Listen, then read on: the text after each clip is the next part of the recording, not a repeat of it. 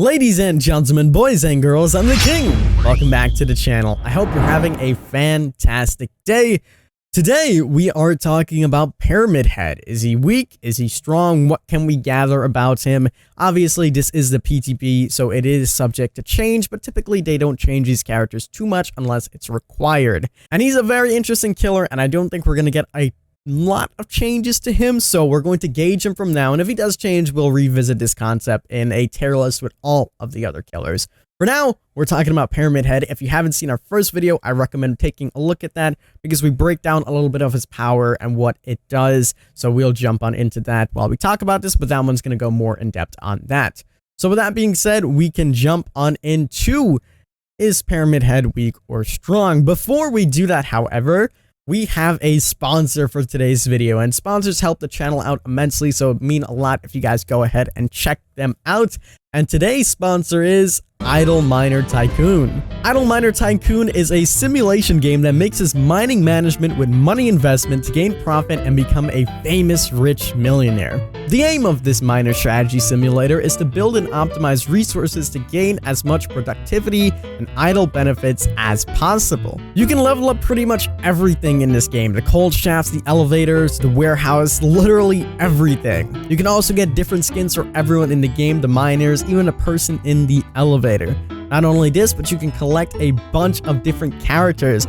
Powerful super managers are unlocked later in the game as well, and they all have some cool flashy effects. There's a bunch of content that you guys can explore as well, with several continents to explore, and every week there's a new event in the mine to explore as well. I highly recommend you guys taking a look at it if you guys are indeed interested. The link will be down below. Make sure you go and give it a download and try it out for yourself.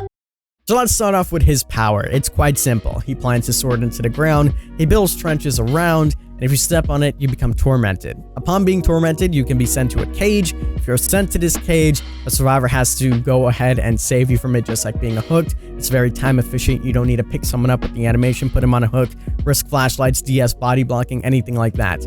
Upon their final hook, you can also just quickly get them out the game with the final judgment, swing your giant sword, and kill them outright. It is a huge time saver. There is no need for the entity to come in. There's no need for you to picking them up and, as I said, put them on hooks or anything like that.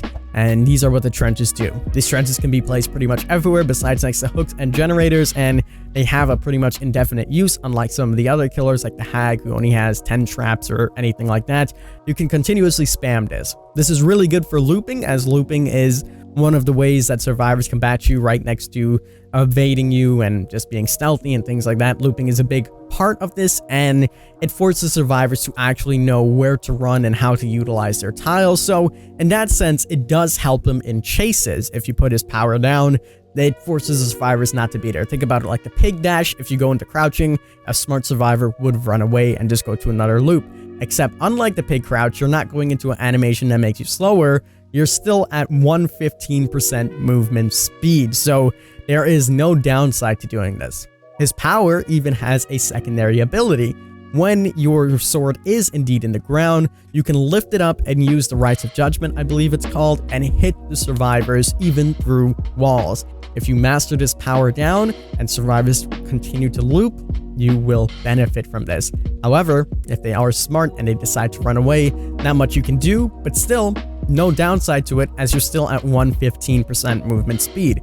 There's literally no reasoning not to use his power, as there's no penalty to using his power. So as I said in the beginning of the video, we rate it on two things. Does it help in chase? In this case, it does. It's quite simple. It forces survivors to know where they're going to go, and if they don't know, then you can have a nice hit on them and punish them for that. It also has good snowballing effect if you run it with certain perks. I don't want to get too much into perks, we're just focusing on his power, but if you get people down, and you can force them to go all the way away, and that gives you pressure in essence. Simply put, if you put someone across the map because they are in a cage, they're all the way across the map, someone has to go off of their generator and go and save them. They don't know where they're going to go, so they can't body block or DS or anything like that.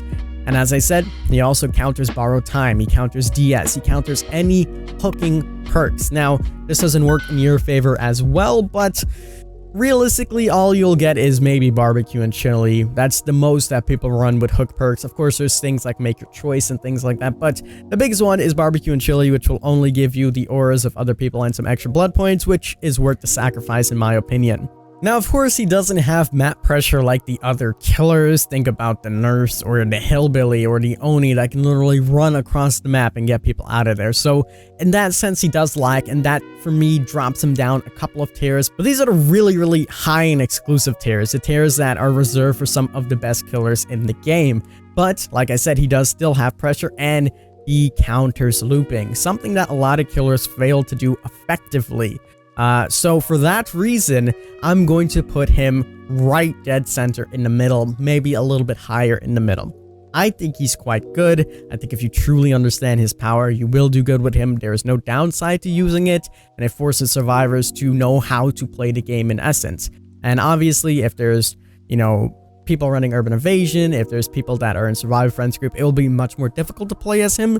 But even at that, you don't have to rely on his initial power. You can also use his secondary power to help you with loops and quick hits. It also counters perks like Dead Hard. If you're running in a straight line and you use Dead Hard and not going left or right, you can easily get hits on people, and you can hit more than one person with this. It's something that a lot of people overlook, but it gives you immense hook pressure. If you do decide to hook someone and you put your trails right around like in a big open arc and someone decides to dash in, you'll be indicated with Killer Instinct. You can go there and you can hit them both by lifting your sword. So for that reason, I'm going to put my boy in the mid tier, maybe a little bit higher depending on the other ranking of the other killers. We'll save this for an ultimate tier list on how he stacks up against all the other killers.